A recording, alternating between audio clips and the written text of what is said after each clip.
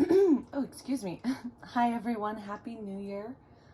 I am working on getting a microphone, so I'm gonna try to speak up in the meantime and project my voice as though I were in a bigger room.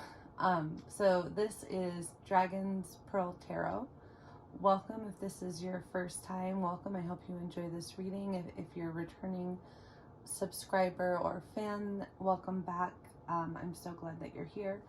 Either way, please like, comment, and subscribe. I really appreciate that. I felt called today, the first moments of 2023, to start the year tuned in with my ancestors. So I felt called to do an ancestor reading for y'all. This is the Kuan Yin Oracle deck. I set to the side the cards, about 10 of them, that have a little bit of nudity, so that I can intuitively work with this deck for you without having to think about editing later. Editing video and film is a wonderful art form. For my style, I think I prefer a little bit more freeform. And I prefer to not have to edit it, so that I can just upload it from my phone, and that saves me time, but it also, for now, kind of suits my style. The Lotus Throne. So this one is for me. I was intending to shuffle this deck and pull a card for a message from my ancestors, so I'm going to put that to the side. And then for all of us, we have Radiant Moon of Compassion. Wow. Okay. I'm going to put that over here too. So, I have 3 tarot card holders. I want to thank my mom and my husband, because they were holiday gifts and I really love them. And this one is for pile 1, this one is for pile 2, and this one is for pile 3. I wanted to try something a little bit differently today, where I am going to shuffle and pick out the oracle cards for you together. So if you prefer to follow your intuition a little bit, blindly, quote unquote, take a moment to pick your pile now. 1, 2, or 3. And if you prefer, you can wait till I pull out a couple of cards for each pile.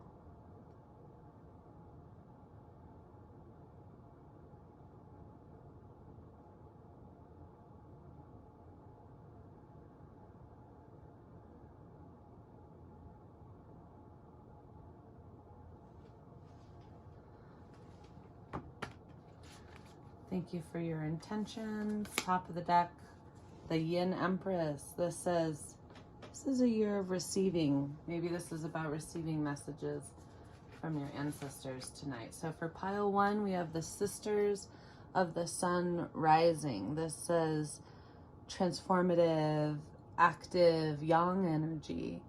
But also it's really about community. It's really about being with a group of like-minded people who are all waking up every day saying, as long as I'm alive, how am I going to be a light, to be, that can sound a little trite, but things that a lot of the spiritual sayings that we hear a lot, I think we've been trained to write them off.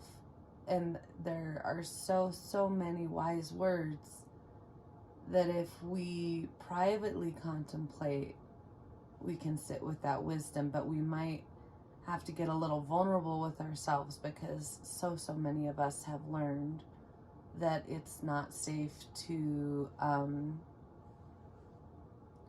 take spiritual things seriously in a public way, and I totally understand that. People in my life publicly know I'm a really spiritual person, but I do keep it private in a way that I didn't used to, which is kind of a shame. I feel like I lost touch with some of myself, but I also, in that hermit phase, really had some time to reflect and build.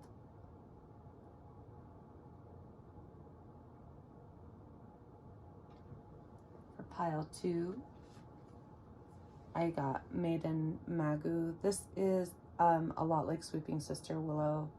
Energetically, this is also about clearing out and letting go. And there's kind of a sense of, you know, something happened that threatened her innocence, but it didn't. Her innocence is intact, but she's stronger and wiser now. So did she lose some of her innocence? Maybe she lost some of her naivety, but she still has her innocence. And this is about that type of alchemy that's so powerful. So speaking of which, I really appreciate this platform because it does allow me to share my knowledge. I've spent so many years studying and teaching all kinds of philosophical traditions that I share with you here. I mentioned Tantra, Zen Buddhism, and Kabbalism, but in my daily working life, I don't get to just talk about these things, and I think that's okay in a lot of ways because I have a lot of respect for atheism, and I have a lot of respect for, you know, other things besides the spiritual space, but I do need and want to get to a place that even if I'm not talking about spiritual esoteric things all the time, that is still an integrated part of my identity. And I think I'm getting there. I think I'm really close, and I wish that integration for you as well. Pile number 3, the Tao, the way. Lovely. Okay, so if you haven't already picked a pile, please take a moment now. Pile 1, Sisters of the Sun Rising. Pile 2, Maiden Magu. And pile 3, the Tao.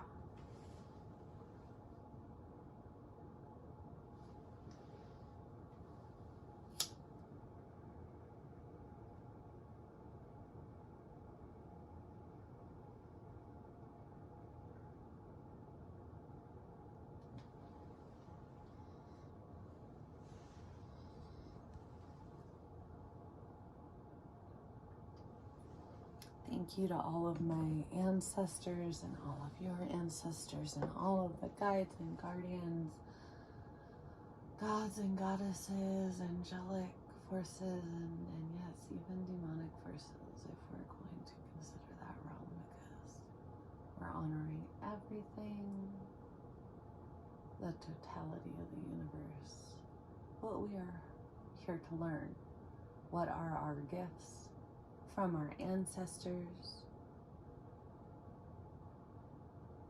So in these lineages that I mentioned to you, that we don't have the concept of Satan, as I mentioned many times, and I noticed that I have a lot of viewership outside of the United States, and maybe some of you, I don't know where you are, let me know. You know, YouTube's not giving me that information, but you know, there's lots of places in the world that many, maybe the majority, that don't have this dominant Christian belief system like we do here anyways, but I digress. The concept of you know, a demon, I mentioned in another video, not to hold on to energy that you don't need. If you don't need that energy, then it is not life force anymore. It has become something weighing you down. And in Tantra and traditional Eastern medicine, such as TCM, traditional Chinese medicine, but not only that branch, you have this idea that when there's energy stuck, say in a point, in like an acupoint or a marma point, that's what's considered demonic energy. Once you release it, it's just chi. And that's actually where the concept of the dragon comes in. And the dragon is this in that medical esoteric lineage, and some of this I've also gotten from Qigong and Aikido. So you see these principles come up over and over again. So that's all to say, energy isn't good or bad, but it's serving you or it's not serving you. And I said earlier, if you're holding on to energy that is weighing you down and driving you away from your path, your Tao, your Dharma, if it's driving you away from that, it's not yours, and you need to let it go so that the chi dragons can transform it into fresh, clean chi, and it can be distributed so someone else who needs it can have it. Do you see? It's like an ecosystem.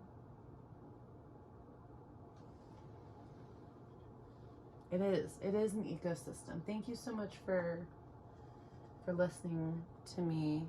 It really meant a lot for me to say that. Okay, so I'm putting pile 2 and 3. I'm trying to find a good place to the side for them so that we're going to start our reading on pile 1. Now I'm going to do this reading. Like I said, I'm working on radical authenticity is the name of the year. Everyone's getting on the radical authenticity train. I highly recommend it. I started practicing radical authenticity a few years ago, and I know you're saying, you know, easier said than done. You know, I got to worry about discrimination and feeding my family, and I can't just be who I am, especially if I'm a marginalized person. I hear you. I was deep in that place. I'm still in that place of coping with those things. Okay. But I was in such a worse place than I am now, where the cost of trying to be who I was being told I needed to be to survive was actually breaking me down. And I got sick, and that, you know, sometimes that'll happen, but if you can make that change, you know, if you're in a toxic environment and you need to make a change and you need to eat and put food on your table, I hear you. Please do not compromise that, but please start looking for a new position or a new option.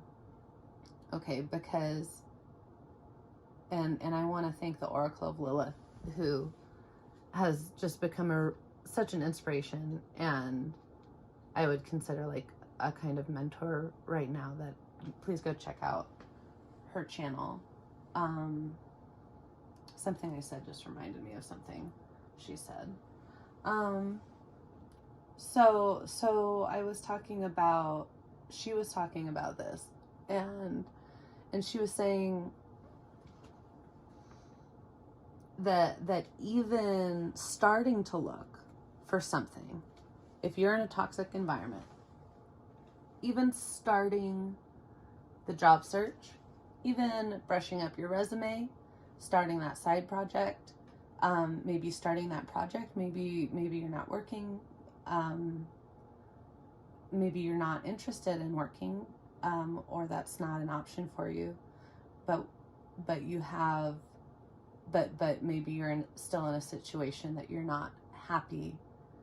Start looking for something better. Start asking yourself, you know, what does your community look like that you feel supported in your Dharma, and that you feel seen and appreciated as a human being? Because please hear me when I say we all deserve that. Okay, so back to authenticity. I'm not going to get deep into my story with you, but I can definitely tell you that learning to when it was safe, learning to tell when it was safe to be really authentic about who I am and what I'm struggling with and what my belief systems are, even if they're quite outside of the norm for the US, you know. But I'm still from here, and there's a real fight for multiculturalism here, and I think the tarot movement is part of that. So back to radical authenticity. I recommend it. It is soul medicine. Connecting to your ancestors will help you to understand what that means for you. So I'm going to do this reading the way that I would do a reading for myself, using multiple decks. And that's the way that I'm practicing authenticity with you here today. So I have the affirmations for the everyday goddess. I have the wild unknown. And I have the fountain tarot decks. I'm going to use all of those and your oracle card from the Kuan Yin deck. All for this reason. All for this reading. We are going to start with this deck. It's only the major arcana. We're going to do the Celtic cross again. So I'm doing one of the major arcana cards for 4 of what I would consider the major positions that go across. Top of the deck, we have the devil. Sorry, this has been coming up a lot, and we have death on the bottom. Wow, you saw me shuffle, right? You saw me shuffle this a bunch of times. Let's get some more information. I'm going to do the Fountain Tarot next.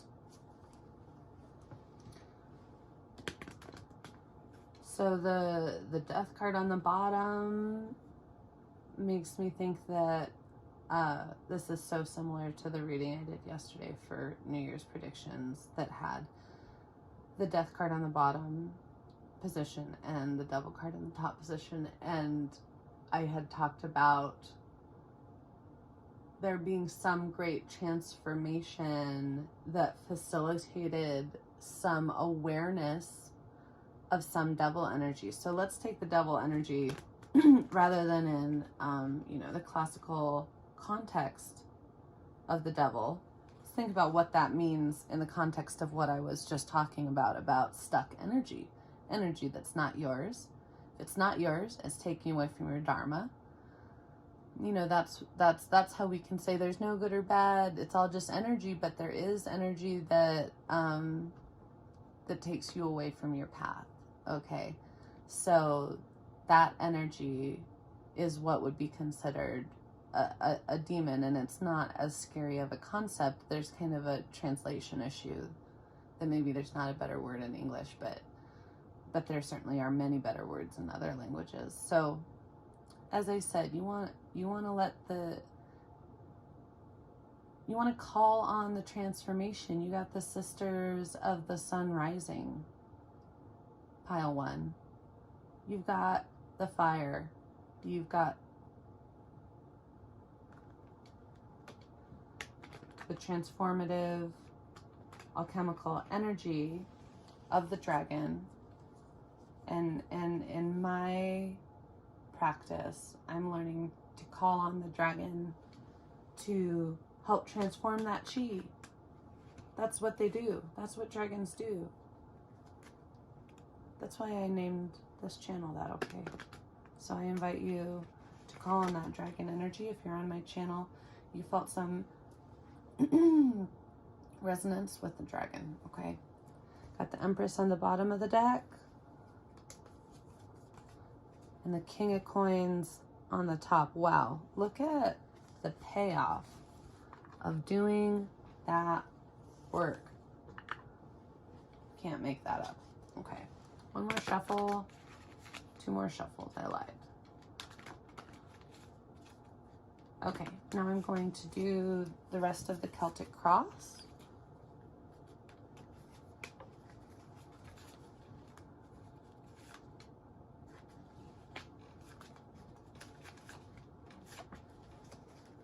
This one's really sticking out. I'm gonna pull it also.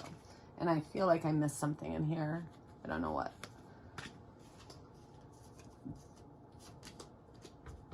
Now we have the 3 of Cups on the top of the deck and the 8 of Swords on the bottom.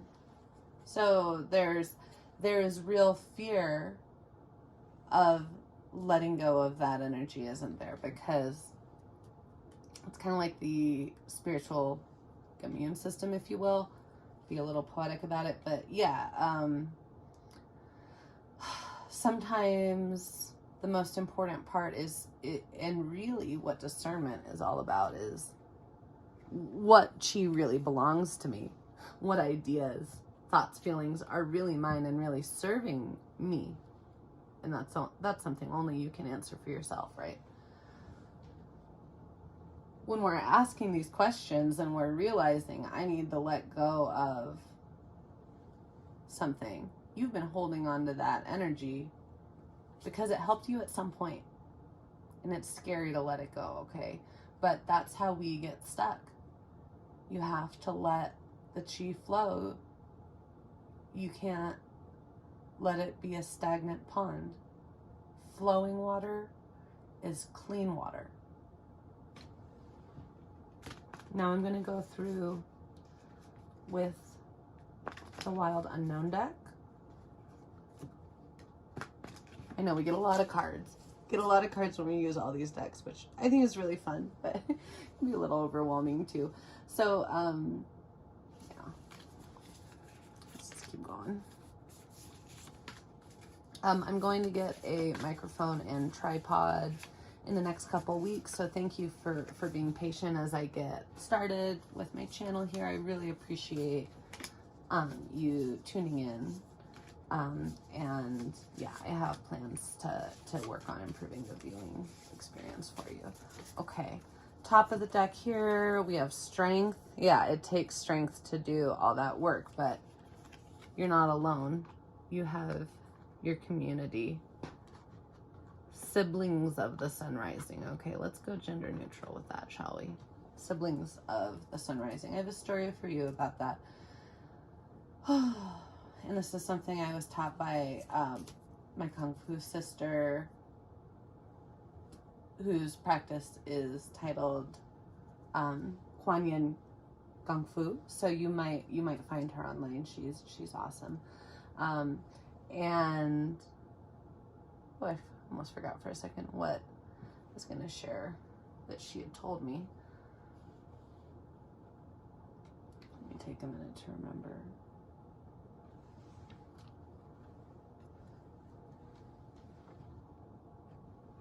It'll come to me if I need to remember. Okay.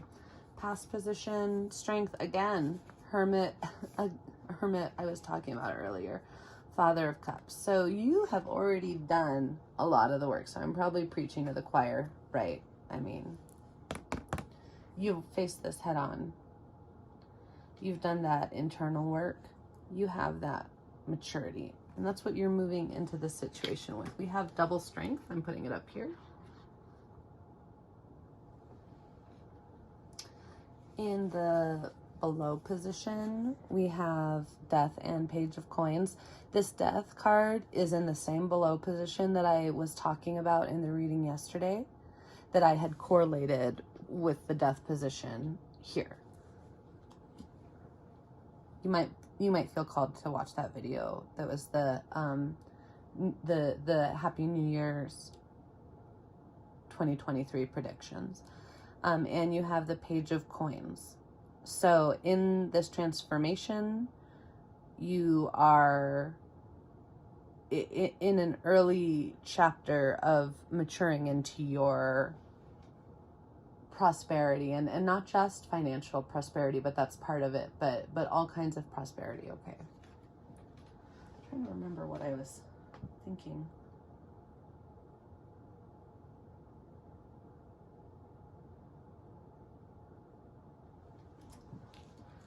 Oh well. Okay. In the present position, we have the Hermit again. So we have Hermit in the past and in the present. So you're an expert on the Hermit, okay? You've been there, you know what it's about, and you're still there. And stay there as long as you need to, even if you have to go back out into the world, learn how to pull your energy in so that you can carry that contained state with you, so that you can choose when to open up, instead of just having to be open when you're out. So boundaries, right? So you're an expert at boundaries when you've got the Hermit card. And it doesn't necessarily mean you've been isolated at all, not physically or emotionally. It just means that, to me, that self-containment, okay? And you have the Wheel of Fortune and the Three of Wands. So the Wheel of Fortune says you're working on something that is manifesting and you need to keep working on it. And the Wheel of Fortune says you're on the way of your Dharma. Beautiful, beautiful reading, beautiful reading. Okay, in the above position, I don't believe this, we have the Tower and the Seven of Coins. So we got the Devil up here the other day, and we have the Devil up here earlier that was on the top of the deck, and the Tower isn't the Devil card, but it's a very similar energy. So I'm seeing just so many corollaries with that reading. In the near future outcome position, we have the Moon, Judgment, and Three of Swords. I'm sorry, no one likes to see the Three of Swords in the future position. And the Moon says, you know, this might be a surprise, okay? This might be something that you didn't see coming, and I don't want you to start looking for problems where there might not be any. But, you know, in some way, we always know that there's a Three of Swords coming, right? Because life is just going through the deck, okay? But you have the Judgment card here that says you have the judgment that you've developed through the spiritual work that you've done in your Hermit phase and all this transformation, that, you know, yeah, there's a little heartbreak coming, okay? But I think that you have so much maturity. I mean, you have the double Hermit and the Father of Cups. Loads of emotional maturity. You may even find that people rely on you for that, because you might have a reputation for that. In the advice position, we have the Ace of Wands and the Moon. The Moon, again, double moon. So that being in the advice position and the near future with that Three of Swords, I would say that you're going to have to accept the unknownness. The more that you accept that there are things unknown with the maturity of this judgment that you've been cultivating, the easier it's going to be to move into this new phase. Ace of Wands, more fire energy, beginning of a new cycle. So I mean, I don't want to say don't worry, because well, sometimes you need to worry a little. That's part of life, right? But don't worry too much, because you have a really great tool set, and you're gonna be fine. Okay, in the environment position, we have the Emperor and the Eight of Coins. Beautiful. So you have a lot of external support. Maybe someone in a position of authority, or someone who's just very nurturing and protective in your life. And that could be connected to your finances directly or indirectly. It could be connected to your finances in the sense of feeling safe to be yourself, and in being safe to be authentic, then you're able to be more prosperous, because I can tell you that discrimination is really bad for productivity. It sounds really obvious, right? But it's true. Like when you can be yourself and you're safe and really welcome, and I'm not talking about like begrudgingly allowing people in the door. I'm talking about like really inviting everyone to sit at the table. When you feel appreciated and safe and protected, then your productivity just flows. It just flows. You're in your Dharma, okay? You deserve that. And there's so many positive cards, but we've got some tough cards. We've got Death, Tower, Devil, Death, Three of Swords. Can't ignore that, right? It's right there. But I think that this is really helping you move into this environment where you're really accepted and supported, and that's going to help you manifest your prosperity. Okay, In the hopes and fears position, we have the 7 of Swords and the Ace of Coins. So I would say that there is a fear that you know that it's going to take some cunning for you to move on to this new step. But you're ready, you know it's time, and you've done the work. You've prepared. Final outcome, I pulled so many cards here. Okay, let's see how long this reading ends up being, because this is still pile 1. The Sun and the final outcome. This is universally, I don't know if you can say that for tarot, but yeah, the Sun is one of the most positive cards, absolutely, especially in the outcome position, and especially with the siblings of the Sun rising. So great. Okay, let me take a look through these, and then I'm going to decide what order to show you the ones from the other decks. Ooh, you've got some awesome cards. Oh my gosh. Oh my gosh. Okay, we're gonna start with the sad one. 10 of Swords. Okay, this shouldn't be surprising, because if we have the 3 of Swords in the near outcome, there's gotta be some mourning of that betrayal and loss, right? You're gonna keep doing the work, and you do have double 3 of Wands.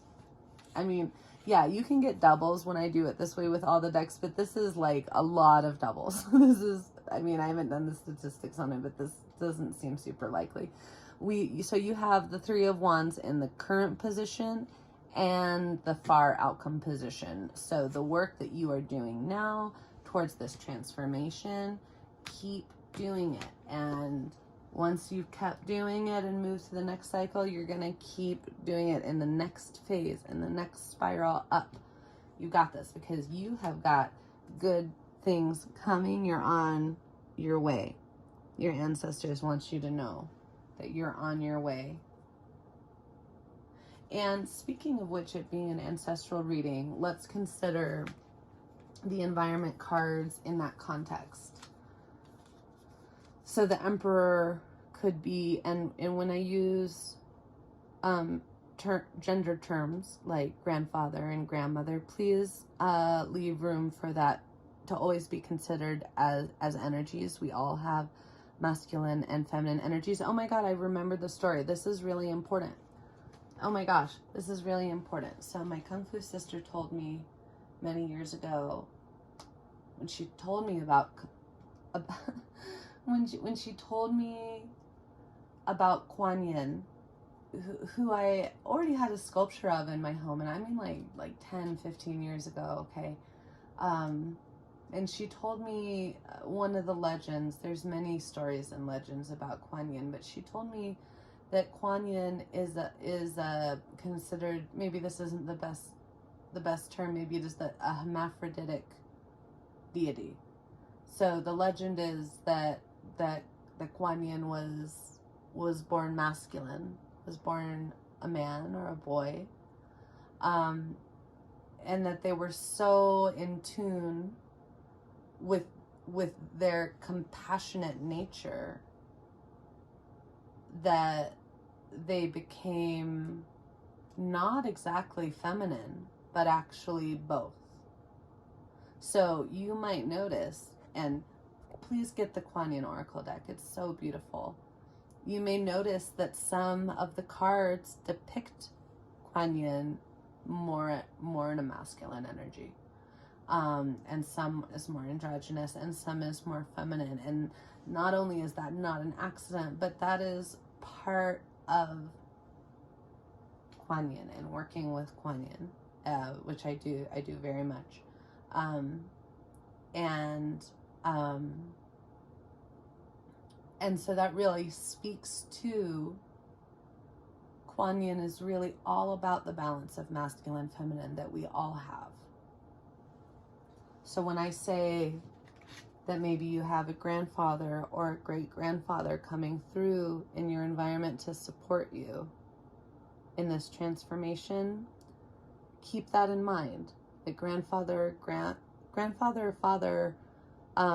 It could actually be someone you identify as a woman. And as for like what makes masculine energy masculine, and you know, that's so deep, and it differs by school of thought. So I really highly recommend you look deeper into that and research it, and message me if you'd like some recommendations on resources. Okay, so your ancestors' message though is that all of this transformation and heartache is to help move you to a better place. Okay, and this support from your ancestors, this financial support with the Eight of Pentacles, again, that's not necessarily financial, but it could be.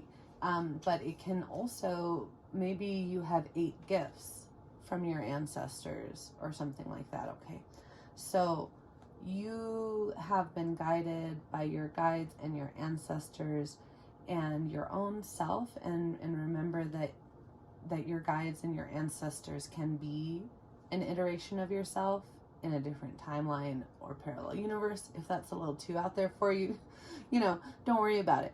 But, you know, if not, then not. Okay, so you're on your way. You've been guided.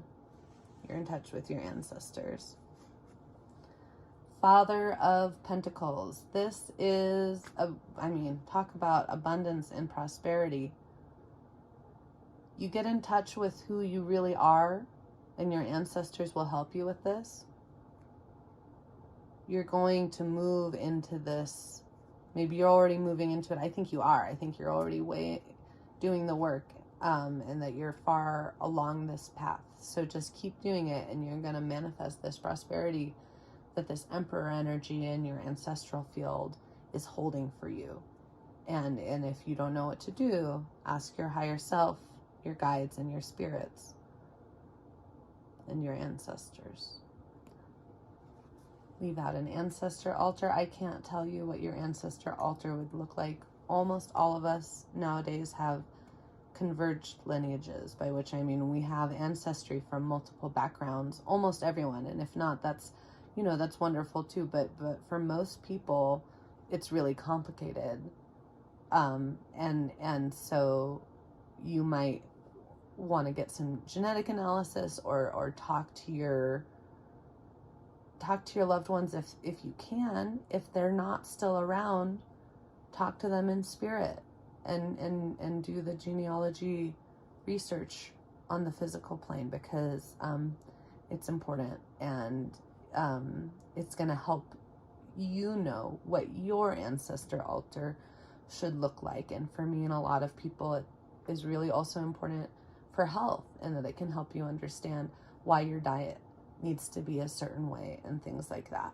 You have the Hierophant.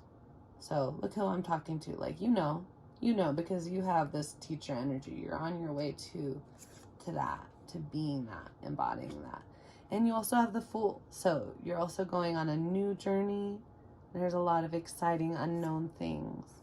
But you're the star. You got the double star in the final outcome position. You got the Sun and the double star. Are you a starseed? Like, what is up with this? Incredible. So you know this. You know the Sun is a star, right? It's the one closest to us, and that you've just got this crazy celestial body energy, and not so much planets as stars specifically. So I really recommend that you look into that. Thank you so much, pile number 1. I'm gonna start tidying this up and clearing the space for the reading for pile number 2. You are welcome to stay for all of the readings. You may find the good thing about listening to all of the readings is that you get to practice more discernment, because if you're listening to more, I mean, I find this for myself, if you're listening to readings that are intended for everybody and you listen to more and more of them, then you have to practice more and say, you know, was that message for me, or maybe that message was for somebody else, which is something I also really like about these pick a card readings, as opposed to like more traditional in-person readings, which are also really cool, but I'm not doing that or interested in doing that right now, because I have a lot of experience with, oh, well, that kind of work in massage therapy and contemplation instruction and working in really small groups and intimate settings where you're talking about, yeah, it's, you know, when you're doing tarot one-on-one, it can get really personal and the energies can get really intense. And so I have a lot of experience in those kinds of settings. And I don't, well, I'm really careful about giving my energy away like that now. I don't practice massage therapy anymore because I started getting arthritis in my hands, and I got tired of doing the emotional work for people. So that's a little bit, I want you to use your discernment. I want to help. I want to be a teacher, not a crutch, right? So, with these pick a card readings, if you pick just one, you know that it's intended for however many people are going to watch it. So you still have to practice that discernment. You still have to constantly say, should I take or leave what they just said? Please ask yourself that all the time, because discernment, White Feather Tarot says your intuition is your magic. I love that. I agree with that. But I would add, and maybe say my version of that might be that your discernment is your magic. And, you know, read up on that too if you're interested, because you'll see that maybe you have a better word for this in your language. In English, discernment and intuition, when you're looking at these schools of philosophy, have a very, very close-knit relationship that I remember being really interested in when I learned about. And that I would have to, well, there's so much. I mean, you could study one text your whole life, right? That's part of the challenge in these times, and why discernment is so important is because, you know, in the past, you just wouldn't have access to as many schools of thought. You would be lucky if you ever got access to one such text, like one Sanskrit text, one Taoist text, the Tanya, one, you know, just one of those, or something, or the Bhagavad Gita. You would be lucky to have ever put your hands on one such thing. You would be lucky to have ever had the chance to study one sutra. You know what I'm saying? So, wow, what a overwhelming honor and responsibility that now you have access to so much. I mean, like, there's so much we don't have access to, especially when we're talking about like marginalized indigenous groups. The Ainu come to mind in Japan, and the Native Americans, all of the Native American tribes in the United States, although many of them have had a continued presence that gets kind of dismissed a lot, that we need to address. Okay. So White Feather Tarot is another tarot reader on YouTube that I really recommend. Let me take a minute while I'm shuffling to list off other tarot readers I recommend on YouTube. These are people who've, they've, you know, not only have they inspired me, but they've been so encouraging, saying, you know, you feel like you need to say something. Do you feel like YouTube is the right medium for you? And I just can't, you know, say how much that means to me after everything I've been through. And I really appreciate it. So, White Feather Tarot, I really like. Jenna's Witchy Corner, I really like. Magdalene's Craft, I really like. And the Oracle of Lilith, I really like. Okay. So I'm going to put one more deck to shuffle. Whew. This is a lot. This is a lot. Doing 3 readings in this much detail is probably going to be like a 3-hour video.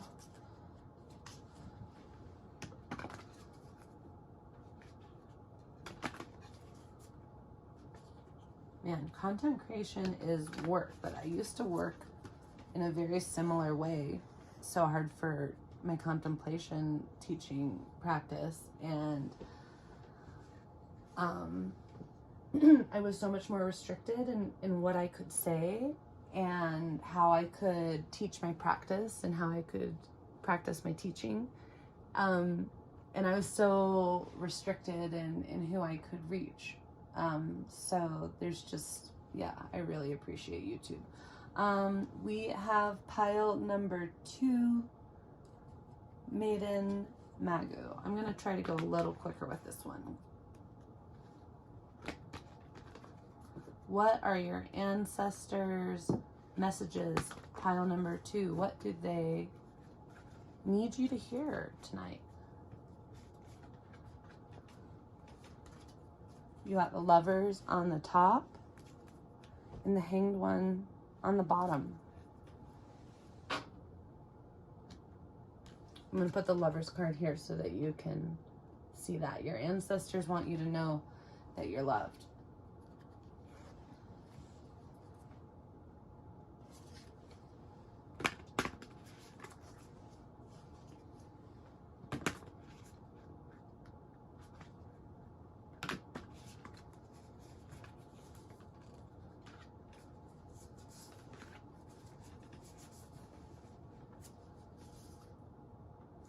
Blossoms of the Sky Dancer.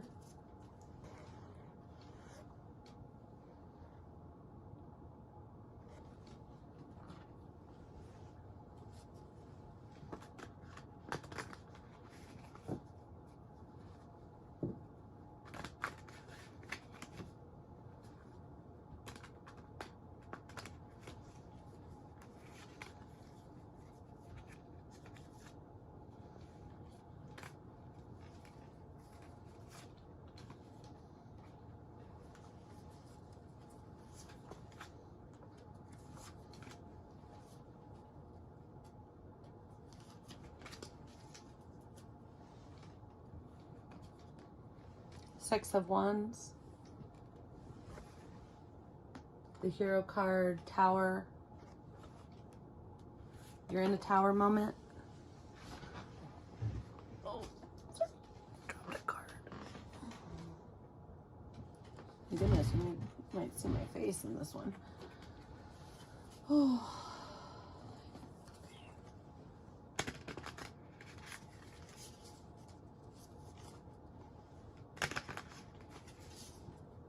Might be a long time, if ever, till I am filming these so that my face is, you know, I think I accidentally got in front of the camera for a second there, but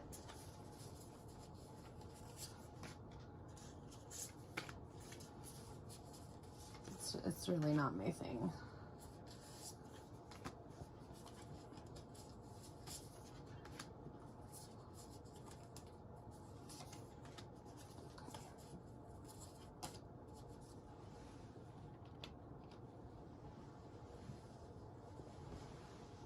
So we have the Mother of Cups on the top of this deck, and Sound the Fierce Flute on the top of this one. Which is kind of interesting because we got the Father of Cups in the last reading. Okay, so in your past position, we have the Star, we have the 10 of Coins, and the Knight of Cups. A lot of Cups energy in this reading. A lot of water energy coming forward from your ancestors. The 10 of Pentacles often speaks of intergenerational wealth. And remember that that's not necessarily financial, but it could be. So your ancestors want to remind you that you're coming from this place of the Star and the 10 of Pentacles. In the present position, you got the World, the I Ching, the Book of Changes, the Two of Swords, which is about balance and the intellect. And I don't think of it as challenging as I think it's depicted here, but that might just be me because I kind of like that Saturn-y energy. And the Emperor. Beautiful, beautiful. We got the Emperor in the last reading also. You might feel called to watch that if you haven't. In the future position, in the near future, we have Temperance, Five of Wands, and the Devil. So there are definitely some challenges on the way. And your ancestors want you to remember that they're there. Okay. In the below position, we have the Eight of Cups and the Empress. So we have the Emperor and the Empress. So you have the Divine Feminine supporting the Divine Masculine in the present moment. And the Eight of Cups is about walking away. And maybe that's what that Divine Feminine Empress energy is supporting with all this cup energy and the Maiden Magu also. There's some maturity. She's kept her innocence, but she's lost her naivety. And I call that maturing, okay. Seven of Wands and Five of Cups. So we have the Five of Wands in the future position and the Seven of Wands up here. And remember, 5 and 7 are a spiral up from each other, and then the Five of Cups here. So there's a lot of competition. There's a lot of letting go. This is, I mean, it's just reminding me so much of the last reading. So this position also represents the subconscious mind, and this position below is the subconscious of the body, or that's how I think of it. So your body is so in tune with this Yin Empress energy, and so in tune with this receiving that allows you to let go. So think about that river analogy again. Running water is clean water. So the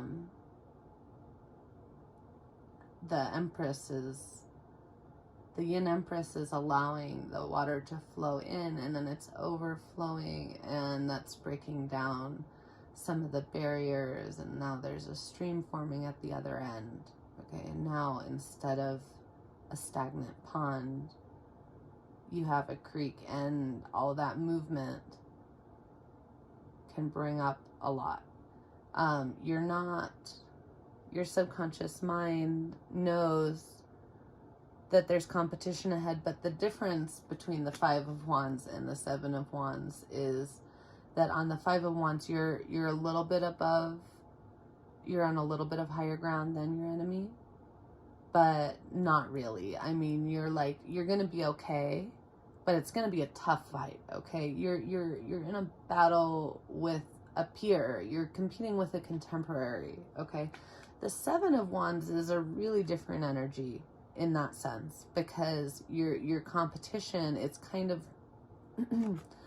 it's kind of more like people who are competing with you, but you're not really competing with them, because you know that you're not really after the same things. So it's like, okay, I mean, you can try to take what you think you want from me, but the things that you're trying to take aren't really mine, or they're not really who I am. I mean, that's kind of how I see it. So I would say that to me, the subconscious placement of the Five of Cups and the Seven of Wands says that you're mentally coming from this place that is a really mature place of saying, my light shines bright, and I'm just going to worry about that. And I know people are going to be competing with me, and I'm going to be aware of it, but I'm not going to get caught up in the fray. And that is, I would say that my interpretation is that is what gives you this temperance in this upcoming tough situation with the Devil and the Five of Wands.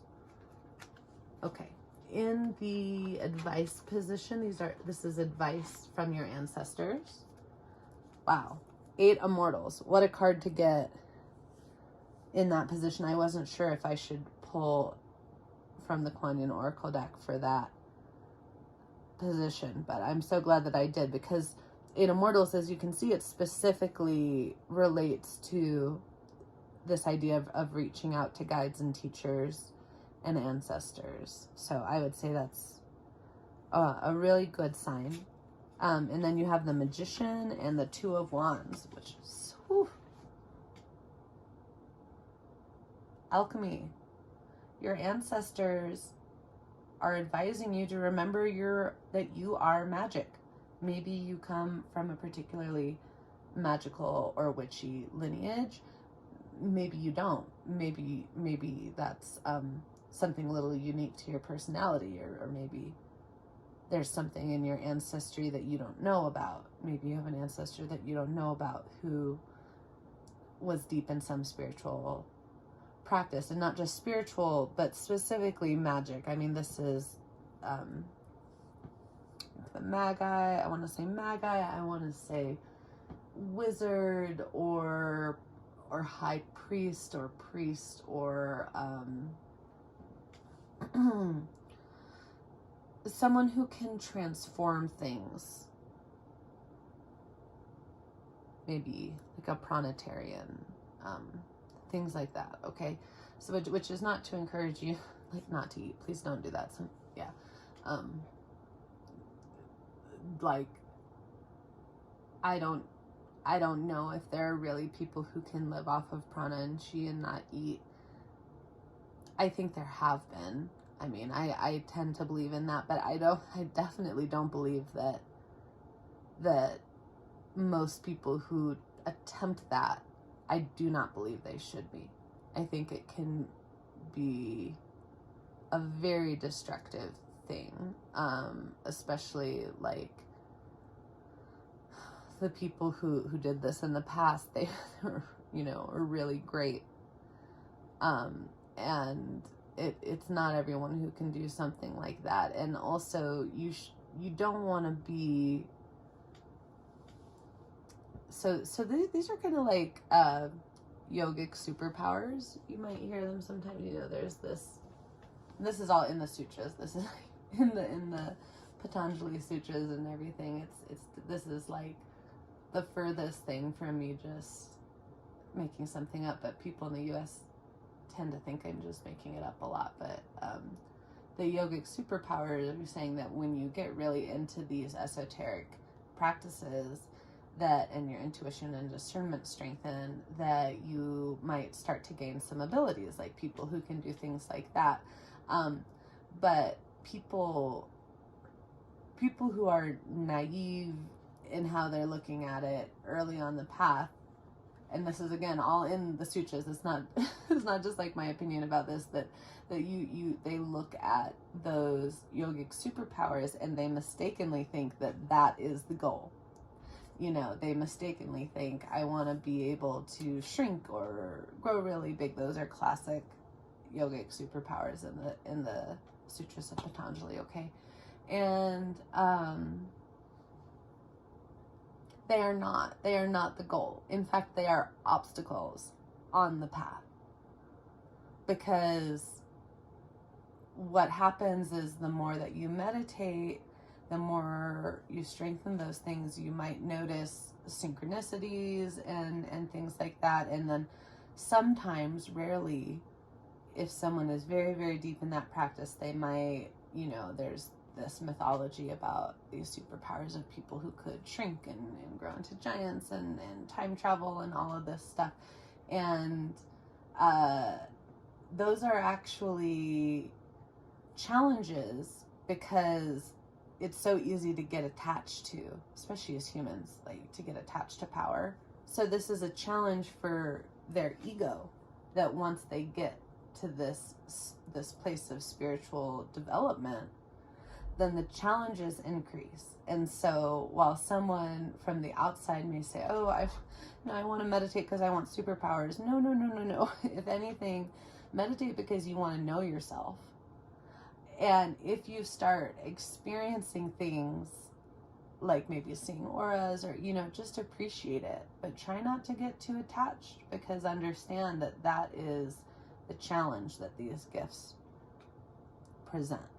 So that's what I have to say about pronatarians. But you have, I would say, people like this in your lineage, which doesn't necessarily, mean that you're going to do these like really extraordinary yogic power type of things, but it does mean that you have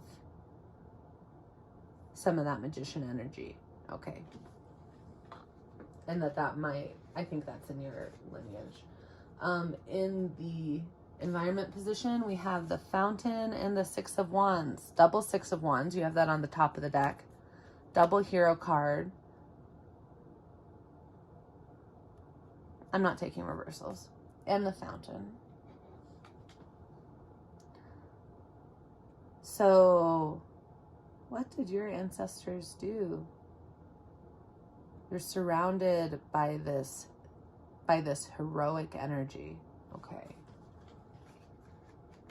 Look into that. Look into your family's stories. And see what bravery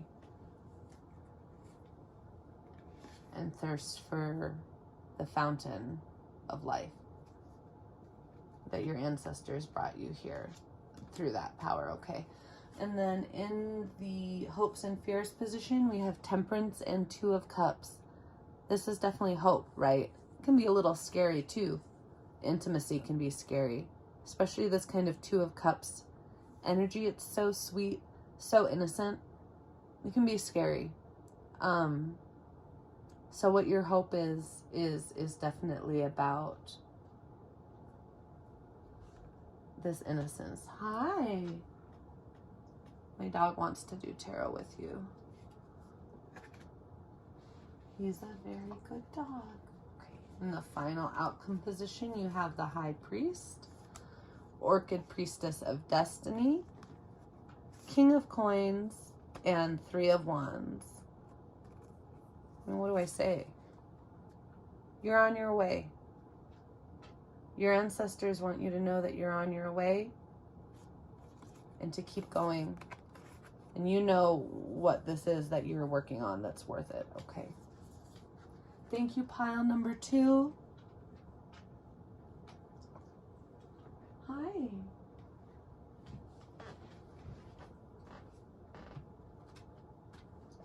Take a break to pet my dog.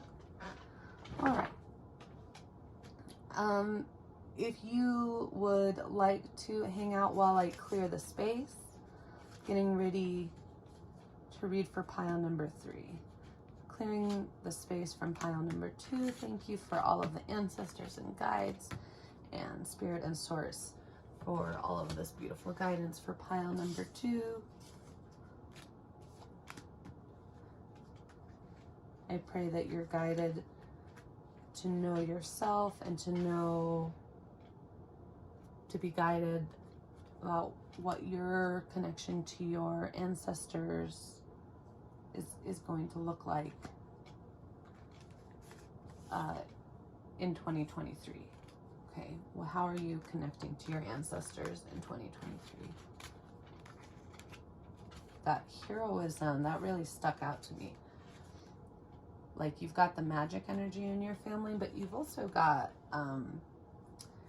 people who will take risks to help others, even when it might not make sense to someone looking from the outside necessarily. Knowing in your heart what you need to do.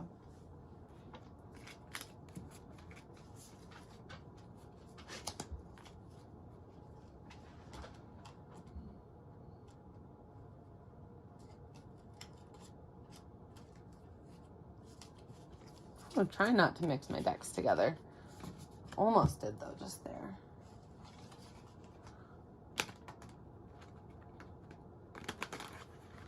Sometimes I have a little more trouble shuffling this deck because I've had it for so long that the cards are a little bit, well, each one's just a little more differently shaped from being used so much. Whereas these new decks, they shuffle much more easily.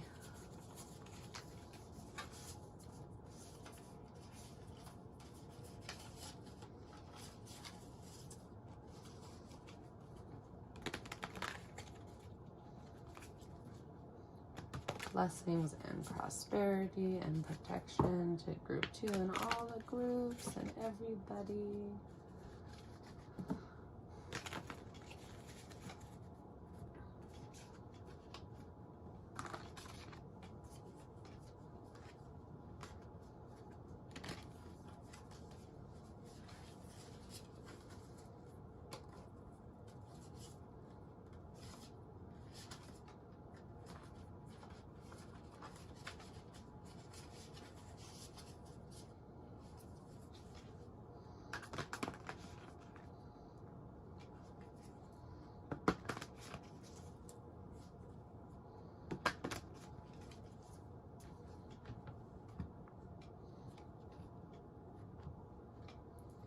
The sooner that you are authentically yourself, the sooner the right people can find you.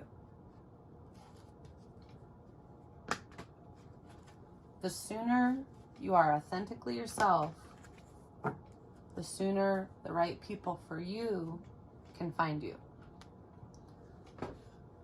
Thank you, pile number 2. We are moving on to pile number 3, the Tao, the way. Let's do this. What does pile number 3's ancestors have to communicate with us today? Calling their ancestors, guides, spirit, universe, source.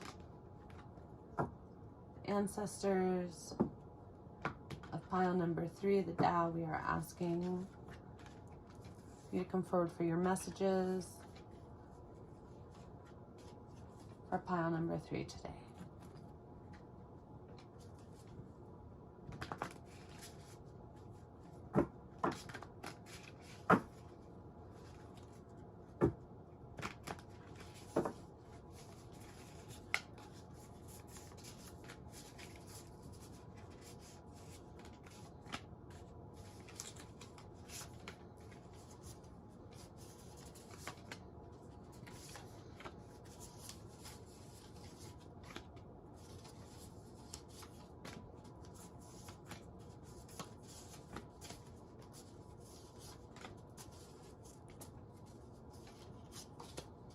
Top of the deck, we have 6 of Wands. So it's been showing up a lot.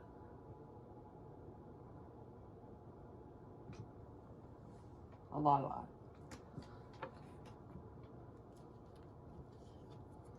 Justice. Putting that up here. That was on the top of the Everyday Affirmations deck that I did earlier. And the Hanged One.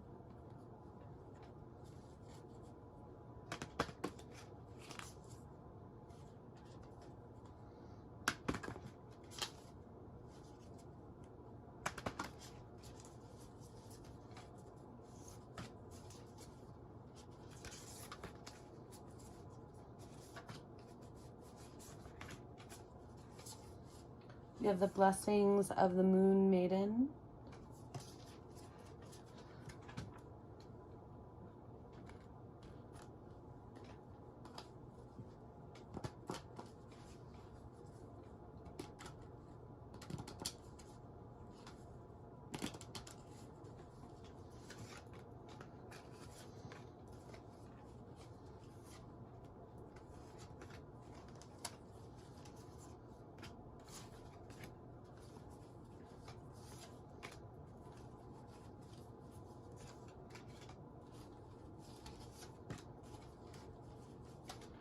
Okay. Oh, and the Death card on the top of this one. So, lot of transformation. There's such similar vibes in all of the piles today. I mean, I don't think it's random, you know, but I guess I wouldn't be a tarot reader if I did, right? So in the past position for the ancestral messages for pile 3, we have the Tower. There was a Tower moment in the past. Was this your recent past, or is this your family's past? All of our families have had Tower moments somewhere in the past, right? But is there a message for you here from your ancestors along those lines? The Yin Empress, I was mentioning her in video number, sorry, not video 2, but pile 2. You might feel called to watch that one. So in the past, there was a Tower moment, but you had all of this solar energy and wisdom. You had the solar energy of the Wands and the Sun card, and the daughter of Wands is in this infinity sign. So beautiful.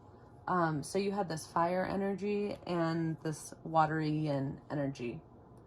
That's what got you through this Tower, right? Or your family, your ancestors. Okay. Above, in the above position, we have the Lovers and the Queen of Cups. That's your subconscious. What a beautiful subconscious. So you really believe in these things, and these are gifts from your ancestors, this emotional maturity of the Queen of Cups and just the pure love of the Lovers. And in the below position, or the subconscious body, the somatic position, we have the it can't both be Six of Wands. This is Six of Swords, and in the last reading, I apologize, I was confusing them. The swords in the silhouette remind me of the Six of Wands. So the Six of Wands isn't the Hero card. The Six of Wands, well, it's in between the 5 and the 7, so you're on your way, but you're still in that competitive space. So your subconscious has that hero energy, though, that came up in the last reading a lot, and the Page of Swords too. Fierce. A lot of swords energy. This tells me that you may have physically been through a lot in healing some health issue or trauma or something like that. Maybe not something as heavy as trauma, although maybe, but what I'm seeing here, I think is more like maybe some challenge to your body that you used your intellect to approach in a different way, and you're getting some hero energy. Maybe it helped other people too, and that has something to do with your ancestral lineage. Maybe it has to do with learning more about the foods that you should be eating based on your DNA. I'm gonna say maybe. I'm gonna say it again. Maybe this has something to do with learning more about your ancestry and DNA, and more about the foods that you need to be eating and why. The obstacle position is the Devil. Wow. This is the obstacle card in the obstacle position. So it's a good thing that you have so many resources, because you've got some challenges too. In the center position, we have Temperance, Ace of Cups, and the Nine of Wands. Nine of Wands says you're working really hard, but it's paying off with the Ace of Cups. You're at a new cycle. You have the Queen of Cups above in your mental space, and in between the integration of your body and your mental space. In that space now, we have this welling up of a spring. Beautiful. So the advice from your ancestors is to use your discernment of the Temperance card to understand what is the devil in your life,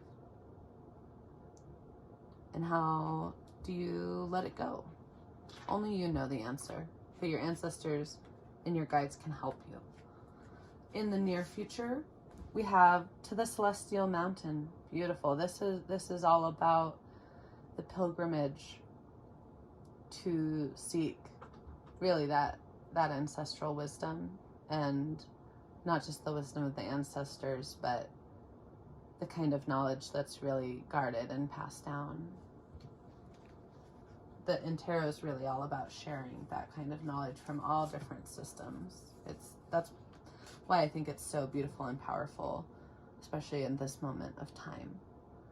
So in the near future, we have the High Priest, the Daughter of Pentacles, and the Two of Cups. Two of Cups came up in the last reading also. One of my favorite cards. Very sweet. I mean, one of the sweetest cards. I mean, I would almost call it like the platonic love card. It could be your romantic partner, but if it is your romantic partner, it's the part of your relationship that is platonic, you know, but deep.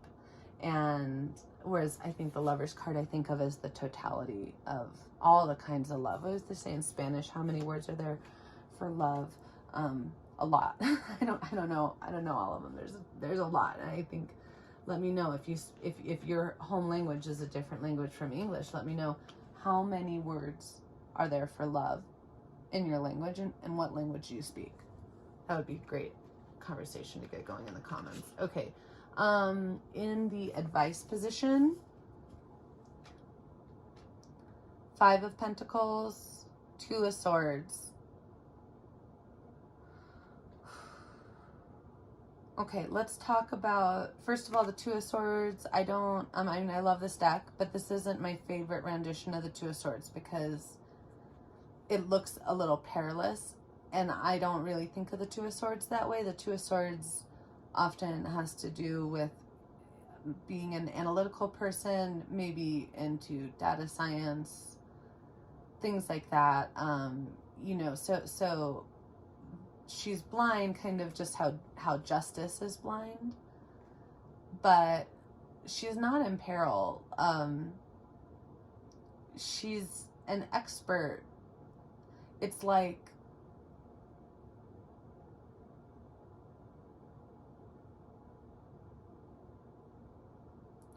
the sword suit representing the mental suit, more than the others, specifically represents the dualistic state. And so the two represents the dualistic state. So the Two of Swords is just in its element of analytical, mental, that part of discernment. That's not all of discernment, but it's definitely a part of discernment, okay? And now let's talk about the Five of Pentacles. This is sad. This is a sad energy, doesn't it? It's like this rose is alive, but it really needs some water. It really needs some love. And this is a message from your ancestors about advice. So I would say that your ancestors are advising you to reach out for help. So in other decks, in the Rider-Waite deck, the Five of Pentacles, you have two figures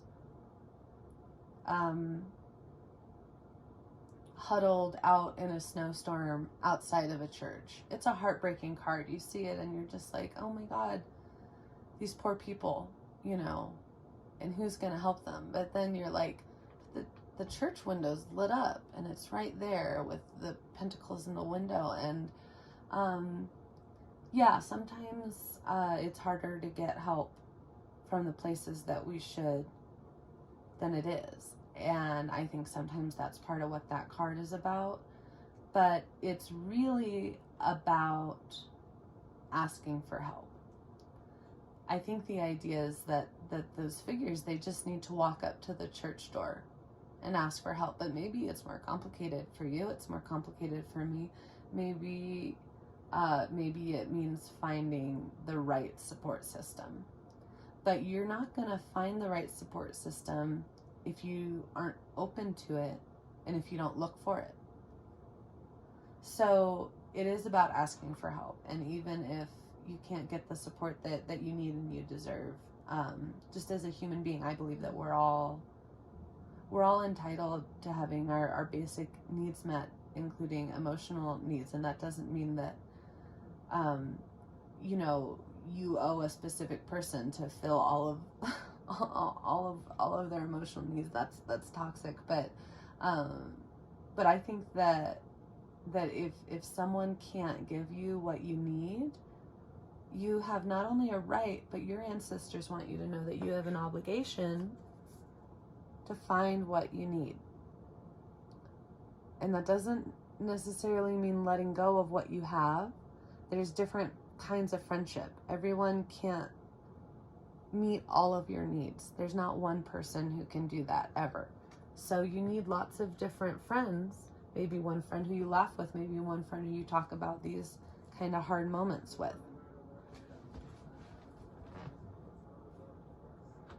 Ramses, excuse me, baby. Okay. All right. And then in the environment position, your ancestors want you to know you have sound the fierce flute and the star. So your ancestors are saying that you come from bravery. You're going to be bravely authentic in yourself.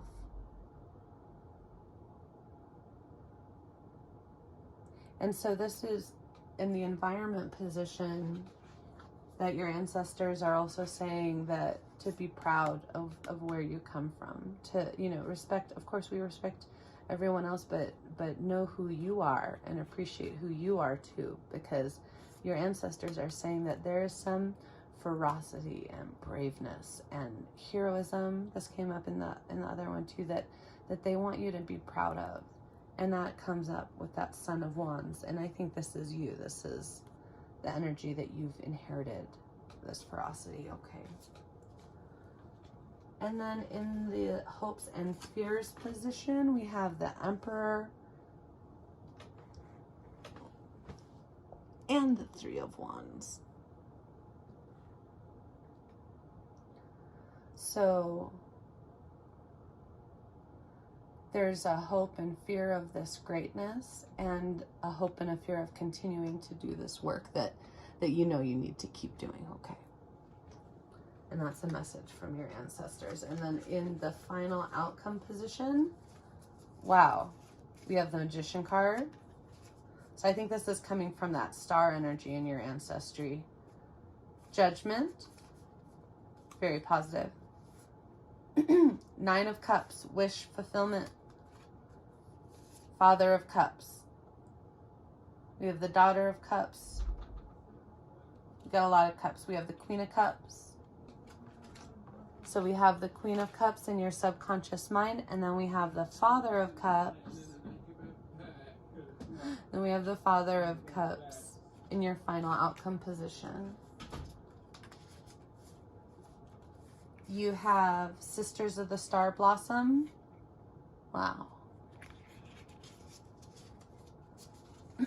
I'm sorry that this came up, but I have 3 of Swords. So you have some disappointment, some betrayal, some painful loss of attachment. But yeah, you actually have a lot of that energy with the Tower. Okay. So you have the Tower. You have the Tower and the 3 of Swords in your final outcome position. But you've also got like all of this. Okay.